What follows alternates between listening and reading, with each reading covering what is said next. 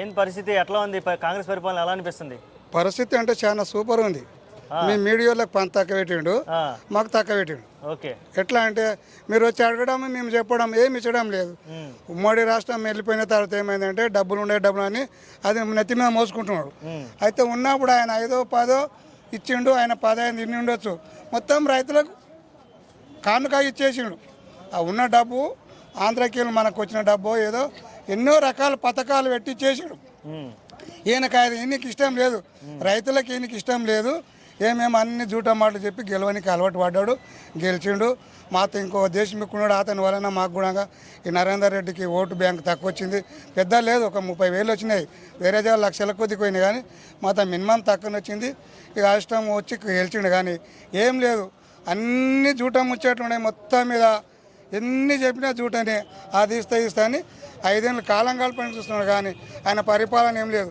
మా నరేందర్ రెడ్డి చేసిన సీసీ రోడ్లే కానీ, బిల్డింగ్లు కానీ, శాంక్షన్ స్కూళ్ళు కానీ, అంగన్వాడ గ్రామ పంచాయతీ ఆఫీసులు కానీ, చెరువుకు కట్టెలు కానీ అన్నీ అతను చేసినవి.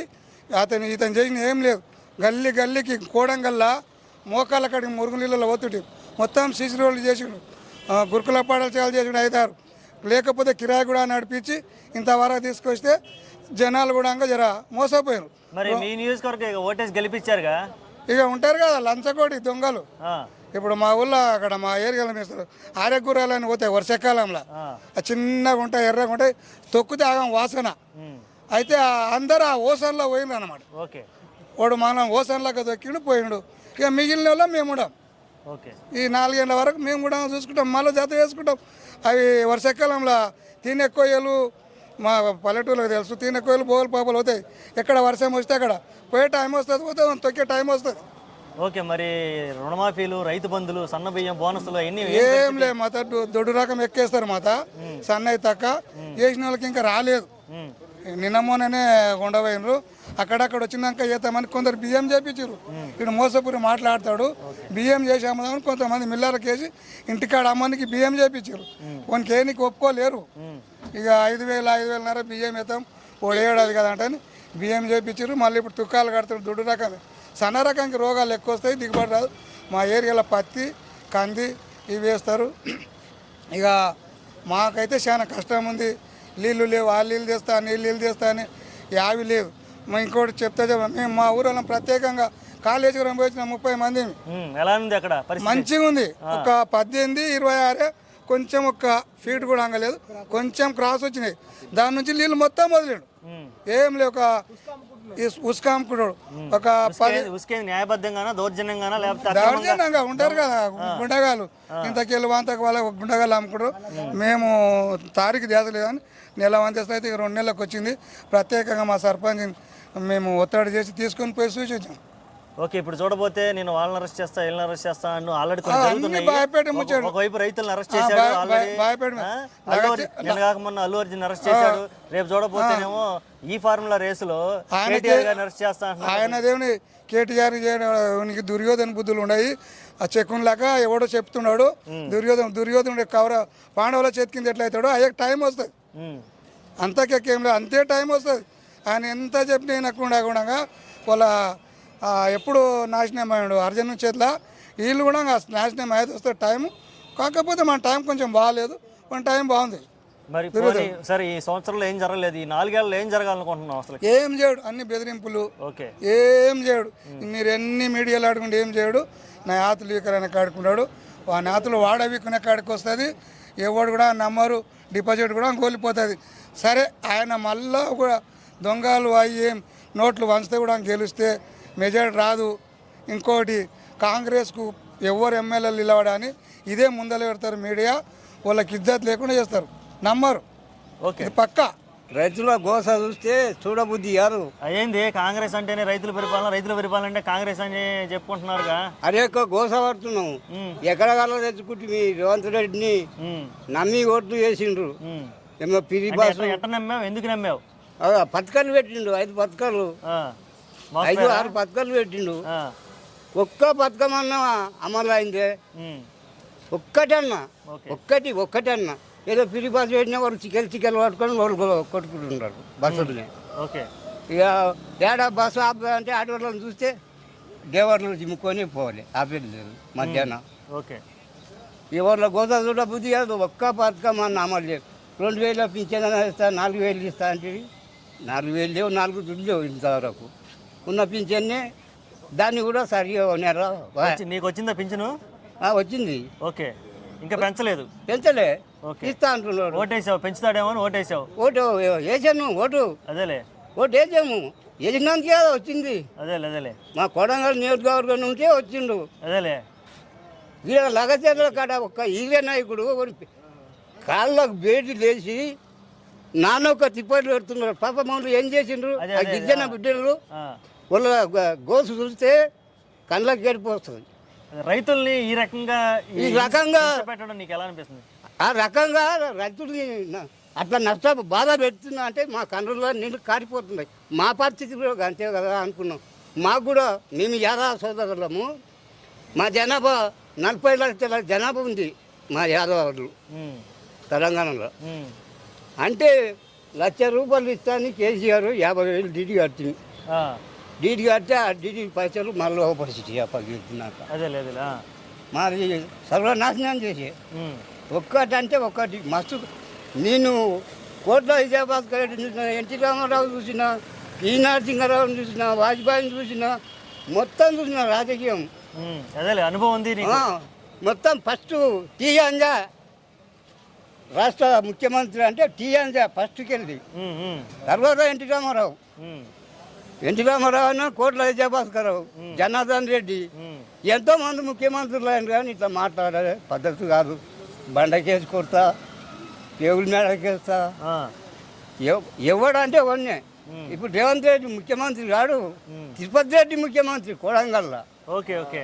తిరుపతి రెడ్డి ముఖ్యమంత్రి సోదరుడు. నేను గట్టిగా గుండె మీద చేసుకొని చెప్తున్నా. అదేలే. అంటే పదవి లేకుండానే అనుభవిస్తున్నారు, అధికారాలు చూపిస్తున్నారు జనాలు చూపిస్తున్నారు. రేవంత్ రెడ్డి ఒట్టి ఎమ్మెల్యే కానీ ముఖ్యమంత్రి తిరుపతి రెడ్డి. ఓకే. మరి ప్రజలు ఓటేసి గెలిపించుకున్నారు ఆశగా. అదే కదా మా పాపం. మేము చేసిన పాపంకి మాకు నరకాన్ని చూపిస్తున్నారు. ఓకే. త్వరలో మరి కేటీఆర్ గారిని కూడా అరెస్ట్ చేస్తా అంటున్నాడు. కేసీఆర్ని అరెస్ట్ చేస్తే ఎత్తి మీద బాంబులు వాడు అని లెక్క పెట్టుకో. ఓకే. ఈ పానం పోతే ఎప్పటికున్నా పోయేదే. ఓకే. ఏ ఎండు బతికినా ఏడు తప్పదు. నీవు కోట్లు మింగవు. నీ అల్లుని కొరకు సాధకం చేస్తున్నావు. ఓ కంపెనీ పెట్టించి బీదోళ్ళ భూములు లాక్కొని వాళ్ళు ఓటు చేసిండ్రు. ఇంకా మేము వేయం కానీ వాళ్ళు లంబర్ జాతి ఓటేసింది. మరి ఓటేసిన వాళ్ళకి ఎటువంటి అన్యాయం జరుగుతుంది? అన్యాయం చేస్తున్నాడు. చాలా అన్యాయం చేస్తున్నాడు. ఓకే పెద్దాయన. ఓకే. బాగా ఆవేదనతో నువ్వు ఆశపడి ఓటేసావు కానీ ఆవేదన చెందుతున్నావు అనిపిస్తుంది నాకైతే. నాకు చాలా బాధ అనిపించింది. నీవు ఒక రాష్ట్ర ముఖ్యమంత్రి అట్లా మాట్లాడే పద్ధత కనీసం మర్యాద ఉండాలి. చెప్పులతో కొడతా అంటే రద్దీ చెప్పులు ఎంత గట్టిగా ఉంటాయి. తెలంగాణ వాళ్ళు అంటేనే మర్యాద ఇచ్చి పుచ్చుకునే వాళ్ళు మొదటి రకం. మళ్ళా ఎట్లా ఉండాలంటే ఒక రాష్ట్ర మంత్రి మాట్లాడాలంటే నోట్లే కరగాలే. నోట్లే కరిగితే నువ్వు మళ్ళీ 5 ఏళ్ళు కూడా నీవే ఉంటావు, 10 ఏళ్ళు మళ్ళీ నీవే రాజ్యం వెళ్తావు. అది లేదు. ఇష్టం ఉన్నట్లా మాట్లాడు. గంట బట్టి ఏమో 60,000 అంటాడు, బొంగులేట్ ఏమో 50 ఇప్పుడు బడ్జెట్ లేదా అంటావు. ఇక సీతాకనేమో ఎక్కడ ఉంటుందో సీతాక అసెంబ్లీలో మాట్లాడు మనం. సీతాకని అసెంబ్లీలో మాట్లాడు మనం.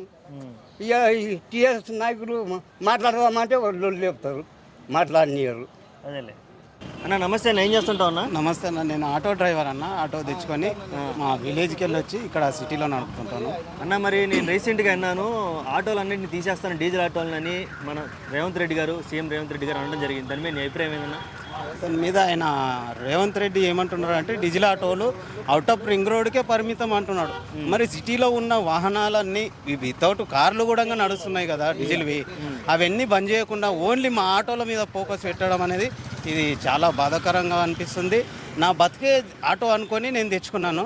నాకు ఇప్పుడు చాలా ఇబ్బంది అయిపోయింది. నేను అప్పు చేసుకొని ప్లస్ ఫైనాన్స్ చేసుకొని ఆటో తెచ్చుకొని నడుపుతున్నాను. నాకు అప్పులు ఉన్నాయి కాబట్టి నడుపుతున్నాను, అప్పులు తీర్చుకుంటానని ఆటో పైనే ధైర్యం ఉంది, అందుకే నడుపుతున్నాను. దీనిపైన నా అభిప్రాయం చాలా బాధాకరంగా ఉంది. ఓకే, ఏం చెప్పాలనుకున్నా సీఎం రేవంత్ రెడ్డి గారికి ఈ సందర్భంగా?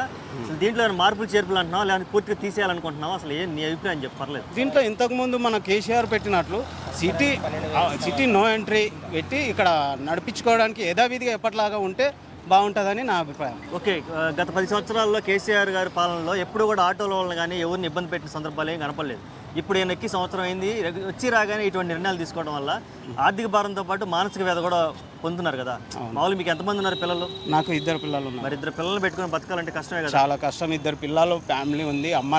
నాన్న లేడు, అమ్మ ఉంది. ఓకే, మేమే నడుపుకోవాలి. మా అమ్మకు కరోనా వచ్చినప్పుడు 12 లక్షలు అప్పు అయింది.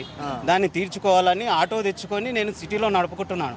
దాని నుండి ఇప్పుడు సడన్గా బంద్ చేయడం అనేది చాలా ఇబ్బంది పడుతున్నామండి. ఎలక్షన్ ప్రచారంలో ఆటో వాళ్ళకి ఏదో న్యాయం చేస్తాను, డబ్బులు ఇస్తాను, 10-12 వేలు దాకా ఇస్తామని చెప్పి కాంగ్రెస్ పార్టీ హామీ ఇచ్చింది కదా, దాని మీద నీ అభిప్రాయం? మరి ఇంతవరకు దాని గురించి ఏమైనా ఆలోచిస్తుందా, చేసే ఉద్దేశం? ఇంతవరకు చెప్పిండు కానీ దాని గురించి అసలు రెస్పాండ్ ఏమీ లేదు. హామీలు ఇచ్చిండు కానీ అవి కరెక్ట్గా చేయడం లేదు.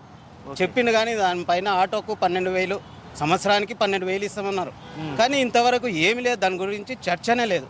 ఓకే, రేపేమో దాని గురించి చర్చ పెట్టాలని డిమాండ్ ఏమైనా చేస్తున్నావా? చర్చ పెట్టి ఆటో వాళ్ళని ఏ రకంగా ఆదుకోవాలనుకుంటున్నావు? చర్చ పెట్టి ఆటో వాళ్ళని ఇస్తామన్న డిమాండ్లన్నీ కరెక్ట్గా వాళ్ళకు 12,000 ఒక యూనియన్ లాగా అది చేస్తామని చెప్పిండ్రు. కాబట్టి అది కూడా చేసి ఆటో వాళ్ళని 12,000 కాకుండా ఇంకా ఎక్కువ మోతాదులో ఆదుకుంటే ఆటోకు ఎంత వస్తాయి? రోజంతా కష్టపడితే ఒక 1,000 రూపాయలు వస్తాయి. అందులో డీజిల్ ఎంత తీసుకోవాలి, రూమ్ రెంట్ ఎంత గడుపుకోవాలి, ఫ్యామిలీ ఎంత నడుపుకోవాలి, చాలా ఇబ్బంది ఉంది. ఇంకా ఎక్కువ పెంచి కూడా చేస్తే బాగుంటుందని నా అభిప్రాయం. అన్న నమస్తే. అన్న నమస్తే అన్న. సంవత్సరం కాంగ్రెస్ పరిపాలన చూసావు కదన్న, ఎలా అనిపిస్తుంది అన్న? బేకార్ అనిపిస్తుంది అన్న నాకైతే. ఓకే, కేసీఆర్ ఉన్నప్పుడు నాకు రైతు బంధు వచ్చేది, ప్లస్ ఇంకోటి ఇది ఏమంటారు, మా అమ్మకి పింఛను వచ్చేది. మా అమ్మ చనిపోయినా కూడా ఇంకొక సంవత్సరం వరకు తిన్నారు. తర్వాత ప్లస్ ఇంకోటి ఇది ఏమంటారు, కళ్యాణ లక్ష్మి కూడా ఒకటి పెళ్ళిళ్ళ తులం బంగారం పెడతామన్నారు. బతుకమ్మ చీరలు వచ్చాయి, రాలేదు. ఓకే, బతుకమ్మ చీర రాలేదు. 1,00,000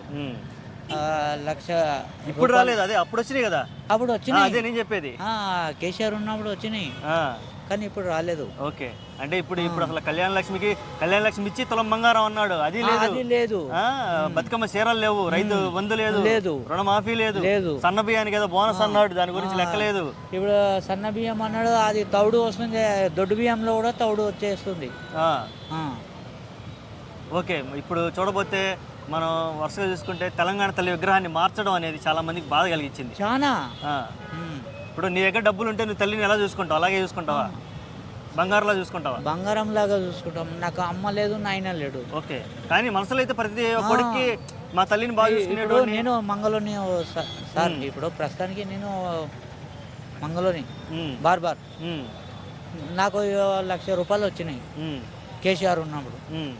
దాంతో ఏం చేయాలని ఆలోచన చేసి ఒక డబ్బా వేసుకున్నా. అదేలే, బతుకు తెరువుకి.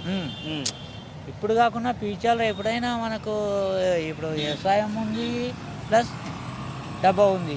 9 గంటల వరకు ఈ పని చేసుకొని తర్వాత అక్కడ పొలానికి వెళ్ళిపోయినా కూడా అంతేగా, ఇక్కడ పని అవుతుంది, ఇక్కడ నాకు ఇది అవుతుంది. అవును, రెండో వర్కౌట్ అవుతుంది నాకు. అవును, అది ఆలోచన చేసి సార్ ఇచ్చిన పైసలతోని డబ్బా పెట్టుకున్నాను. ఓకే, ఊళ్ళో నాకు ఒకరికి వచ్చింది, అంటే 3కి వచ్చింది. ఒకటి వడరంగి, ఒకటి నాకి, ఒకటి చాకలి. ఓకే, ఇప్పుడు చూస్తే మన లగచర్ల ఇష్యూలో రైతుల్ని పాపం అరెస్ట్ చేయడం చాలా అన్యాయం సార్ అది. వాళ్ళు ఏం తప్పు చేశారేంది అసలు? నాకు అర్థం కాదు. ఏ తప్పు చేయలేరు సార్ వాళ్ళు. మరి వాళ్ళని రోడ్ల మీద పెద్ద పెద్ద చైన్లు వేసి తీసుకుపోవటం అవన్నీ చూస్తే పేపర్లోను, టీవీలోను దౌర్జన్యం సార్ అది. దౌర్జన్యం అది. ఓకే, అట్లాంటి చేసిన వాళ్ళకి మళ్ళీ లైఫ్లో అవకాశం ఇవ్వద్దు. ఓకే, అంటే ఇప్పుడు ఇచ్చిన అవకాశాన్ని దుర్వినియోగం చేస్తున్నారంట కాంగ్రెస్ ప్రభుత్వం. ప్రజలు ఏదో ఒకసారి నమ్మి ఇక ఇప్పుడు ముసలోళ్ళకి ఏమన్నారు, పింఛన్ కాడ ఆశ పెట్టిండు. మహిళలకి బస్సు ఫ్రీ అన్నాడు. అది ఏమైంది? అన్ని 6 గ్యారెంటీలలో ఒకటి పాస్ చేసిండు. ఏది? పెన్షన్లు పెంచుతా అన్నాడు, పింఛన్లు పెంచుతా అన్నాడు, అది చేస్తాడు, ఇది చేస్తాడు, ఏది లేదు. ఓకే, ఆడ చేసింది ఏంది, బస్సు ఫ్రీ ఒకటి పెట్టిండు ఇంతవరకు అయితే. కొట్టుకోమనా దేనికి కొట్టుకోమని పెట్టాడా? వాళ్ళ వెనకాల వాళ్ళు పట్టుకొని కొట్టుకుంటున్నారు అంతే. ఆ. ఇప్పుడు నాకు సీట్ దొరికిందంటే నేను టికెట్ పెట్టి కూర్చుంటున్నా, అవును వాళ్ళకి ఎందుకు ఇవ్వాలి నేను? అవును పైసలు పెట్టి సీట్ కొన్నా నేను, అవును. నా స్టాప్ అయిపోయిన తర్వాత నువ్వు కూర్చో. ఇలాడు నీకు ఫ్రీ ఉంది కదా, ఏంటన్నా ఇలాడు, ఓకే. అంతేనే కదా. ఇప్పుడు ఈ తెలంగాణ తల్లి విగ్రహాన్ని మార్చడం, రాష్ట్ర గీతాన్ని మార్చడం, ఇవన్నీ మాట్లాడుకున్నాం. దీని తర్వాత ఆటో వాళ్ళకి పాపం ఆటోలో అది చాలా బేకర్. ఆటో వాళ్ళ ఇష్యూ మీద ఏం మాట్లాడుతున్నాం? ఇప్పుడు నా బామ్మర్దివి ఉన్నాయి ఈడ హైటెక్ సిటీలో 2 ఆటోలు ఉన్నాయి నా బామ్మర్దివి. ఓకే. నా బామ్మర్దివి 2 ఆటోలు ఉన్నాయి. ఆటోలని ఏం చేద్దామని మొన్ననే కొత్తగా తెచ్చుకున్నారు. ఆటోలు కూడా బంద్ అంటే ఇప్పుడు ఒక్కరికి 3 ఉన్నారు, ఒక ఆయనకు 2 పిల్లలు ఉన్నారు. వాళ్ళు ఎక్కడికి వెళ్ళాలి? ఇంటికాడ పొలం లేదు, ఇంటికి వెళ్ళి బతుకుదామన్నా ఏం లేదు. వాళ్ళు ఇప్పుడు ఈ ఆటోలు ఈడ నడిపాయి, ఊళ్ళో కొంటి కొండ పోతే ఆడ నడిపాయి. వాళ్ళు ఏం చేయాలి? అలా బతకైతే వేసే కదా. ఓకే. మరి ఈ సమస్యలన్నీ తీరాలంటే ఏం జరగాలి అనుకుంటున్నావు అసలు? అంటే ఇంకా 4 ఏళ్ళు భరించాలి కదా. భరించకమేంది, తీసేస్తే ఇంకా 10 టెంకాయలు ఫ్రీగా కొట్టి వెళ్ళిపోతా నేను. ఓకే. స్వామివారికి 10 టెంకాయలు సమర్పిస్తావు మంచిగా పోతే ఈ ప్రభుత్వం. మషమ్మ కట్ట ఉంది, కట్ట పైన 10 టెంకాయలు ఇట్లా కొట్టి వెళ్ళిపోతా నేను. అమ్మయ్య అనుకుంటావు. ఈడు పోయినరా దళిద్రుడు, అష్టాదళిద్రుడు పోయినని 10 టెంకాయలు కొట్టి వెళ్ళిపోతాను. ఇన్నేళ్ళు లేనిది హైడ్రాలు కట్టుకున్న వాళ్ళు ఇల్లులు కూల్చడాలు అంటే ఇప్పుడు అది ఈ భూ కబ్జాలు చేసి ఇల్లులు కట్టేటప్పుడే మీరు ఒక సీఎం కాకముందనే పోరాడి నింటే ఒక వేరుండింటది. సీఎం అయిన తర్వాత ఇన్నేళ్ల తర్వాత వాళ్ళు రూపాయి కూడబెట్టుకొని కడుపు కోత కొట్టడం అనేది చాలా తప్పది. ఓకే. ఇప్పుడు ఆ ఇల్లులు కట్టడం వల్ల ఏడేం తుఫాన్లు ఏం రావడం లేదు కదా. సో వాళ్ళ చాలా మంది ప్రజలకి ఆ ఇల్లుల వల్ల చాలా మంది చేశారు. ఇప్పుడు నాగార్జునది కూల్చారు, అది తప్పనిపిలే. ఎందుకంటే ఆయన డబ్బు ఉంది, చాలా పలుకుబడి ఉంది. ఆ ప్లేస్లో కాకపోతే ఇంకో ప్లేస్లో 100 కోట్లు పెట్టి కట్టుకుంటాడు ఆయన. ఈ పేద ప్రజలు అనేది వాళ్ళు ఎట్టా కట్టుకుంటారు? కనీసం వాళ్ళకి సామాన్లు తీసుకునే టైం గడికి ఇవ్వకున్నట్టుగా ఇల్లు కూల్చడం అనేది. ఓకే, ఇల్లు కూల్చాడు, వాళ్ళకి నష్టపరిహారంగా ఎక్కడైనా ఇల్లు కట్టించాడు ఆయన? ఇల్లు కట్టిలేదు. అట్లాంటిది ఎందుకు కూల్చడం అండి? అది నేను అడుగుతున్నాను. మహిళలకి ఫ్రీ బస్ పెట్టాడు కదా, అది బాగుంది అంటున్నారు కదా. అసలు దానంత దరిద్రం అయితే ఏం లేదన్న. ఎందుకంటే ఇప్పుడు ఓకే ఫ్రీ బస్ పెట్టాడు, ఎవరికి ఏం లాభం ఫ్రీ బస్సు పెట్టడం వల్ల? ఏం లాభం ఫ్రీ బస్ పెట్టడం వల్ల? డ్రైవర్లు అయితే తలకాయ కొట్టుకుంటున్నారు. ఫ్రీ బస్ పెట్టాడు, ఓకే, ఎలా నడుచుకోవాలి ప్రజలు? బాగా డీసెంట్గా బాగా ఉండాలి, ఎక్కాలి, చేయాలి, దిగాలి, చేయాలి. అట్టంటని ఫ్రీ బస్సు దొరికిందని చెప్పి ఊరికనే ఎలా పడితే అలా ఎక్కడము, ఫుడ్ పార్కుల మీద నిలబడి చేయడము. అది ఇప్పుడు ఏదైనా ఇన్సిడెంట్ జరిగిందంటే దానికి కారణం ఎవరైతారు? మెయిన్ డ్రైవరు, వాళ్ళ కారణం అవుతారు. కండక్టర్ డ్రైవర్ మీద తప్పులు చూపించి వాళ్ళని కొడతారు. ఇప్పుడు తప్పు చేసింది వీళ్ళైతే వీళ్ళని కొడతారు. వాళ్ళు ఏం చేస్తారు? అంతమంది మింద ఫ్రీ బస్ వల్ల లాభాల కంటే నష్టాలు ఎక్కువ ఉన్నాయి అంటావు? లాభాలు ఏం లేదన్న, నష్టాలే ఉన్నాయన్న. లాభాలు అయితే ఏం లేవు. ఇప్పుడు చాలా మంది ఆటో డ్రైవర్లు గడక వాళ్ళకి కిరాకులు అవి ఇవి రాక తగ్గిపోతారు, వాళ్ళవి తగ్గిపోతున్నాయి. సో ఈ బస్సు ఫ్రీ బస్ అనేది వేస్ట్. ఇంతకుముందు ఇప్పుడు ఒకటే కాదు కదా ఫ్రీ బస్సు, ఇప్పుడే కదా పెట్టింది. ఇంతకుముందు ఏం లేవు కదా. అప్పుడంతా ఎక్కిన ప్రజలు బస్సులలో. ఇప్పుడు ఏమైంది? ఇప్పుడు మా అంటే 20, 30, 40 అంతే కదా. అప్పుడు లేవు కదా ఫ్రీ బస్సులు. ఇప్పుడు ఉన్నన్ని ఫ్రీ బస్సులు అప్పుడు లేవు కదా. అప్పుడు ఎట్టా అయింది? అదే రైతుల పరిస్థితి ఎలా ఉంది రాష్ట్రంలో? అదే అన్న, రైతులను అరెస్ట్ చేయడం ఏందన్న? వాళ్ళు ఏమన్నా టెర్రరిస్టులా? వాళ్ళు ఏమన్నా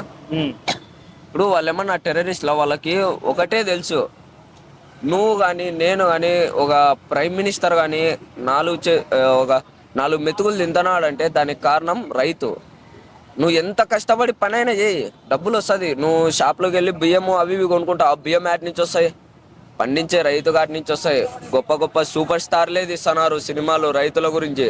అట్లాంటిది మీరు వాళ్ళు ఏ తప్పు చేశారని ఒక టెర్రరిస్ట్ లాగా బేడీలేసి అరెస్ట్ చేయడం అనేది చాలా అంటే చాలా తప్పు. మీరు ఎన్ని మంచి పనులైనా చేయండి, అది ఏం కాదు. ఒక రైతుని అరెస్ట్ చేయడం అనేది క్షమించరాని తప్పు. వాళ్ళ పొట్ట కొట్టడం. రైతులందరూ, ఇండియాలో రైతులందరూ తలుచుకుంటే ఒక రైతు పండించడం ఆపేసినాడంటే మీరు అన్నం కూడా తినలేరు. మీరైనా నేనైనా ఎవరైనా కానీ కడుపు నిండా ఎవ్వరు అన్నం తినలేరు వాళ్ళు రైతు పండించకపోయినాడంటే.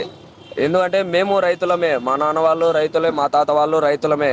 ఏదో మేము ఇక్కడికి వచ్చి బతుకుతున్నాం. ఒకసారి మీరు రైతు కష్టం ఏంటో ఒకసారి ఒక 3 నెలలు ఒక పంట పండించి చూడండి, తెలుస్తుంది రైతు కష్టం ఏంటో. అంటే ఈ సంవత్సరం పరిపాలన నువ్వు ఫుల్గా డిసప్పాయింట్ అనమాట. సంవత్సరం పరిపాలన అని కాదు, దానిలో గురించి మనకు అంత తెలీదు. ఈ రైతుల్ని అరెస్ట్ చేయడం అనేది చాలా అంటే చాలా డిసప్పాయింటెడ్. రైతుల్ని అరెస్ట్ చేయడం అనేది చాలా, ఇప్పుడు బ్యాంకు వాళ్ళు దూరం పెడతారు వాళ్ళని, మనము దూరం పెడతాము. ఇప్పుడు మనం ఏం చేసామని రైతులకి, మనమంటూ ఏం చేయలేదు వాళ్ళకి రైతులకు. సో మనం వాళ్ళకి ఏం చెయ్యకపోయినా వాళ్ళు మనకి కడుపు నిండా ఫుడ్ పెడతారు, అన్నం పెడతారు. మనం వాళ్ళకి ఏం చేయాల్సిన అవసరం లేదు. వాళ్ళని రైతులుగా బ్రతకనిస్తే చాలన్నా. ఇప్పుడు ఒక మెగాస్టార్ చిరంజీవి గారు తీశాడు సినిమా రైతుల గురించి, రైతుల కష్టాలు ఎట్లా ఉంటాయో. ఒక సూపర్ స్టార్ మహేష్ బాబు తీశాడు సినిమా. ఆ సినిమాలు చూసైనా నేర్చుకోవాలని నేను అనుకుంటున్నా. రైతులు ఎలాంటి వాళ్ళు, ఎంత కష్టపడతారు ఒక పంట పండేయడానికి అనేది. ఇప్పుడు వాళ్ళని అరెస్ట్ చేయడం అనేది చాలా అంటే చాలా తప్పన్నా. నిజానే నెక్స్ట్ నాకు తెలిసి సీఎం అవ్వడు. నాకు తెలిసి ఈ రైతులను అరెస్ట్ చేయడం వల్లనే ఆయన నెక్స్ట్ సీఎంగా దిగిపోతాడు. Okay, thank you so much. Okay.